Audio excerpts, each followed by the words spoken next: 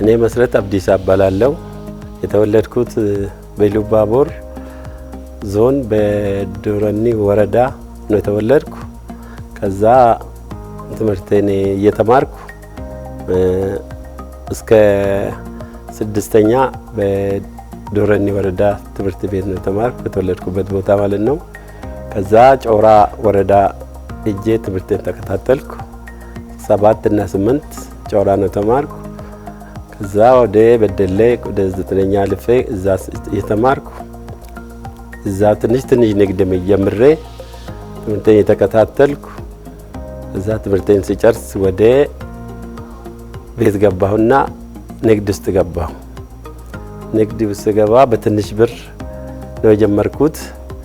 በትንሽ ብር ጀምሬ ከዛ ጮራ ገባሁና ቤት ሰራሁ። ቤት ሰርቼ ከዛ ቡና ንግድ ወደ አዲስ አበባ መላክ ጀመርኩ። ቡና መላክ ጀምሬ ኢትዮጵያ ንግድ ባንክ ብድር ጠየቅኩ። ብድር ስጠይቅ 80 ሺህ ብር ሰጡኝ። ከዛ በ80 ሺህ ብር የራሴንም ጨምሬ አዲስ አበባ እያመላለስኩ ቡና አቅርቦት ኢትዮጵያ ንግድ ባንክም ስራዬን አይቶ ብር እየጨመሩልኝ በየአመቱ እያልኩ ከዛ ደግሞ በደሌ ላይ ፎቅ ሰራሁ። ፎቅ ሰርቼ ከዛም በሱም ስጠይቅ ወደ 30 ሚሊዮን ደረሱልኝ። ከዛም እያልኩ አዲስ አበባን ቤት ገዛው። ወፍጮ ቡና ወፍጮም ያየወረዳ ላይ ተከልኩ፣ መፈልፈያም ተከልኩ። ከዛ ዶረኒ ተከልኩ። አሁን ኢትዮጵያ ንግድ ባንክ ስራዬን በማየት በማስፋፋት ወደ 90 ሚሊዮን ብድር ሰጥቶኛል።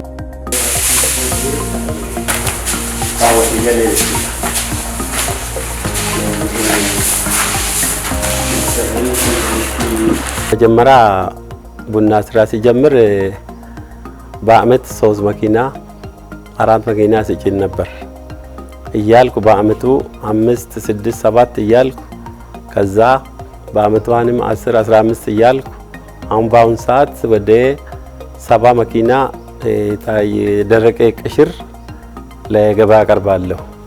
የታጠበ ወደ 10 መኪና በአመት አቀርባለሁ። ሰራተኛ ደግሞ በየቦታው ሴቶች ወደ 25 ሴቶች ስራ ላይ ይገኛሉ። ወንዶች ወደ 30 ስራ ላይ ይገኛሉ። በአጠቃላይ ወደ 55 ሰዎች በዛሬ ጊዜ ስራ ላይ ናቸው።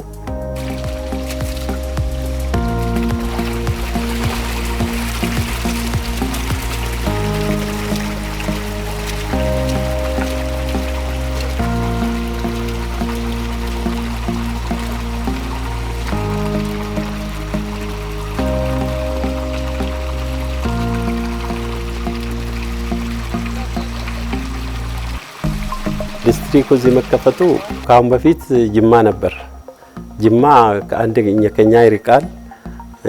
ሁለትም ደግሞ ነጋዴ እንደ ልብ ሄዶ ይህንን ለመጨረስ ራሱ ሰንፎ የሚቀርብ ብዙ አለ እና አሁን ደግሞ በቅርብ መቱ ላይ ገብቶልን አሁን እንደ ልባችን መቱ ቅርብ ስለሆነ ለኛ አንድ ገበሬ ድሮ ቡና እንደ ልብ ዋጋ ጨምሮ መገዛ ራሱ ብዙም አልነበረም።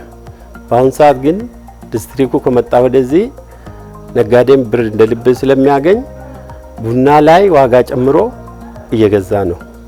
ስለዚህ ገበሬ አሁን ለገበሬ ጥሩ እድል ነው በጣም። ይህን ብድር ስንጠይቅ ተመላልሰን ወዲያው እናገኛለን እና ልዩነቱ ብዙ ነው። ለሁሉም ለህብረተሰቡ፣ ለነጋዴም፣ ለአርሶ አደርም ለሁሉም በጣም አሳፍቶ እየጠቀሙን ነው። በዚሁ በስራ ላይ ተሰማርቼ በቡና ስራ ላይ ብድር ወስጄ ትርፍም እያገኘው በደሌ ላይ G+3 ሰርቼ አሁን አገልግሎት እየሰጠ ነው። አዲስ አበባም እንደዚሁ መኖሪያ ቤት ገዝቼ እሱም ልጆቼ እዛ ውስጥ ናቸው። አልፎም ደግሞ በየቦታው አሁን በ3 ወረዳ ውስጥ የቡና መፈልፈያና የደረቅ ወፍጮ አለኝ። ዶረኒ እንደዚህ አለ። ጮራ ላይ አለኝ እና ካፒታልም እግዚአብሔር ይመስገን አድርጎልኛል።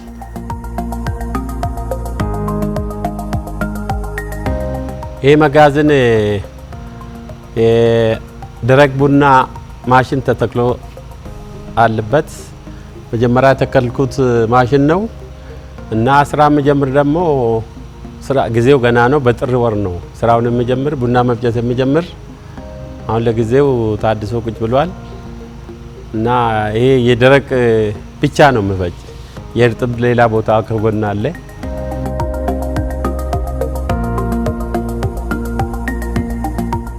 የቡና ማሳ አለኝ። ዶረኒ ነው ቡና እዛ የተተከለ ቡና አለኝ።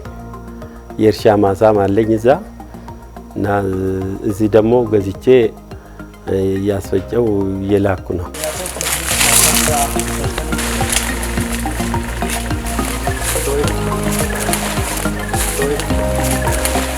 አሁን አዲስ አበባ አቅራቢ ሆኜ እያቀረብኩ ነው። ለወደፊት ውጪ ለመላክ ፍቃድ ፕሮሰስ ጨርሼ እገኛለሁ። ለወደፊት አስፋፍቼ ለመስራት ቡናውን ለመስራት እቅድ አለኝ።